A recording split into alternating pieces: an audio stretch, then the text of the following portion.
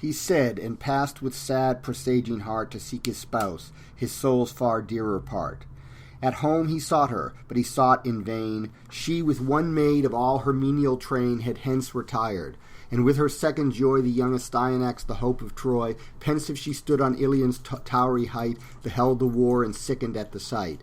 There her sad eyes in vain her lord explore, or weep the wounds her bleeding country bore. But he who found not whom his soul desired, whose virtue charmed him as her beauty fired, stood in the gates and asked, what way she bent her parting step, if to the fane she went, where late the morning matrons made resort, or sought her sisters in the Trojan court. Not to the court, replied the attendant train, nor mixed with matrons, to Minerva's fane. To Ilion's steepy tower she bent her way, to mark the fortunes of the doubtful day. Troy fled, she heard, before the Grecian sword. She heard and trembled for her absent lord. Distracted with surprise, she seemed to fly, fear on her cheek and sorrow in her eye. The nurse attended with her infant boy, the young Astyanax, the hope of Troy. Hector this heard, returned without delay. Swift through the town he trod his former way, through streets of palace and walls of state, and met the mourner at the Scaean Gate. With haste to meet him sprung the joyful fair, his blameless wife, Aetion's wealthy heir. Cilician Thebe great Aetion swayed, and Hippoplacus' wide extended shade. The nurse stood near, in whose embraces pressed, his only hope hung smiling at her breast, whom each soft charm and early grace adorn, fair as the newborn star that gilds the morn. To this loved infant Hector gave the name Scamandrius, from Scamander's honored stream. Astyanax the Trojans called the boy, from his great father, the defence of Troy. Silent the warrior smiled, and pleased resigned to tender passions all his mighty mind. His beauteous princess cast a mournful look, hung on his hand, and then dejected spoke. Her bosom laboured with a boding sigh, and the big tear stood trembling in her eye. Too daring prince, ah, whither dost thou run? Ah, too forgetful of thy wife and son, and think'st thou not how wretched we shall be, a widow I, a helpless orphan he? For sure such courage length of life denies, and thou must fall, thy virtue sacrifice. Greece and her single hero strove in vain. Now hosts oppose thee, and thou must be slain. O grant me, gods, ere Hector meets his doom, all I can ask of heaven, an early tomb. So shall my days in one sad tenor run, and end with sorrows as they first begun. No parent now remains my griefs to share, no father's aid, no mother's tender care. The fierce Achilles wrapped our walls in fire, laid Thebe waste, and slew my warlike sire. His fate compassion in the victor bred. Stern as he was, he yet revered the dead. His radiant arms preserved from hostile spoil, and laid him decent on the funeral pile. Then raised a mountain where his bones were burned. The mountain nymphs the rural tomb adorned. Jove's sylvan daughters bade their elms bestow a barren shade, and in his honor grow. By the same arm my 7 brave brothers fell. In one sad day beheld the gates of hell, while the fat herds and snowy flocks they fed. Amid the fields the hapless heroes bled. My mother lived to wear the victor's band, the queen of Hippoplacia's sylvan lands. Redeemed too late, she scarce beheld again her pleasing empire and her native plain. When, oppressed by life-consuming woe, she fell a victim to Diana's bow. Yet while my Hector still survives, I see my father, mother, brethren all in thee. Alas, my parents, brothers, kindred all, once more will perish if my Hector fall. Thy wife, thy infant, in thy dangers share. Oh, prove a husband's and a father's care. That quarter most the skilful Greeks annoy, where yon wild fig trees join the wall of Troy. Thou, from this tower, defend the important post. There Agamemnon points his dreadful host. That pass, Tydides Ajax strive to gain, and there the vengeful Spartans fires his train. Thrice our bold foes the fierce attacks have given, or led by hopes, or dictated from heaven. Let others in the field their arms employ, but stay my Hector here and guard his Troy.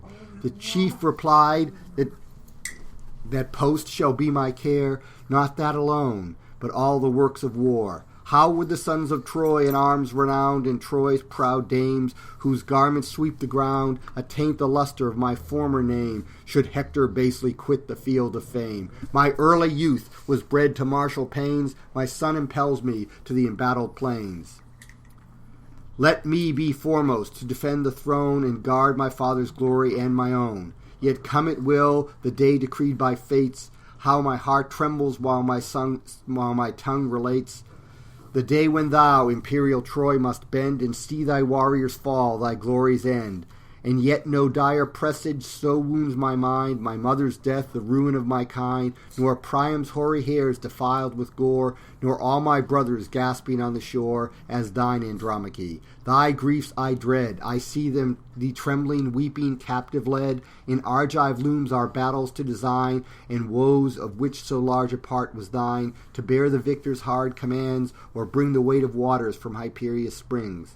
There, while you groan beneath the load of life, they cry, Behold the mighty Hector's wife. Some haughty Greek who lives thy tears to see, embitters all thy woes by naming me. The thoughts of glory's past and present shame, 1,000 griefs shall waken at the name. May I lie cold before that dreadful day, pressed with a load of monumental clay. Thy Hector, wrapped in everlasting sleep, shall neither hear thee sigh nor see thee weep. Thus having spoke, the illustrious chief of Troy stretched his fond arms to clasp the lovely boy. The babe clung crying to his nurse's breast, scared at the dazzling helm and nodding crest. With secret pleasure each fond parent smiled, and Hector hasted to relieve his child. The glittering terrors from his brows unbound, and placed the beaming helmet on the ground. Then kissed the child, and lifting high in air, thus to the gods preferred a father's prayer. O thou, who glory fills the ethereal throne, and all ye deathless powers protect my son. Grant him like me to purchase just renown, to guard the Trojans, to defend the crown, against his country's foes the war to wage, and rise the Hector of the future age. So when triumphant from successive toils of heroes slain, he bears the reeking spoils, whole hosts may hail him with deserved acclaim, and say, This chief transcends his father's fame. While pleased amidst the general shouts of Troy, his mother's conscious heart o'erflows with joy. He spoke, and fondly gazing on his charms, restored the pleasing burden to her arms. Soft on her fragrant breast the babe she laid, hushed to repose, and with a smile surveyed the troubled pleasure soon chastised by fear. She mingled with a smile a tender tear. The softened chief with kind compassion viewed, and dried the falling drops, and thus pursued. Andromache, my soul's far better part, why with untimely sorrows heaves thy heart? No hostile hand can antedate my doom, till fate condemns me to the silent tomb. Fixed is the term to all the race of earth, and such the hard condition of our birth.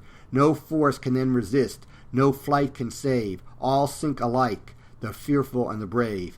No more, but hasten to thy tasks at home. There guide the spindle and direct the loom. Me glory summons to the martial scene. The field of combat is the sphere for men. Where heroes war, the foremost place I claim, the first in danger as the first in fame. Thus having said, the glorious chief resumes his towery helmet, black with shading plumes. His princess parts with a prophetic sigh, unwilling parts, and oft reverts her eye that streamed at every look. Then, moving slow, sought her own palace, and indulged her woe. There, while her tears deplored the godlike man, through all her train the soft infection ran. The pious maids their mingled sorrow shed, and mourned the living Hector as the dead. But now, no longer deaf to honor's call, forth issues Paris from the palace wall, in brazen arms that cast a gleamy ray. Swift through the town the warrior bends his way. The wanton courser, thus with reins unbound, breaks from his stall, and beats the trembling ground. Pampered and proud, and he seeks the wonted tides, and laves in height of blood his shining sides. His head now freed, he tosses to the skies, his mane disheveled o'er his shoulders flies. He snuffs the females in the distant plain, and springs exulting to his fields again. With equal triumph, sprightly, bold, and gay, in arms refulgent as the god of day. The son of Priam, glorying in his might, rushed now with Hector to the fields of fight, And now the warriors passing on the way, the graceful Paris first excused his stay, to whom the noble Hector thus replied, O chief in blood, and now in arms allied, thy power in war with justice none contest, known is thy courage, and thy strength confessed. What pity, sloth, should seize a soul so brave, or godlike Paris live a woman's slave? My heart weeps blood at what the Trojans say, and hopes thy deeds shall wipe thy stain away. Haste then, in all their glorious labors share, for much they suffer for thy sake in war. These ills shall cease whene'er by Jove's decree we crown the bowl to heaven in liberty. While the proud foe his frustrate triumph mourns, and Greece indignant through her seas returns.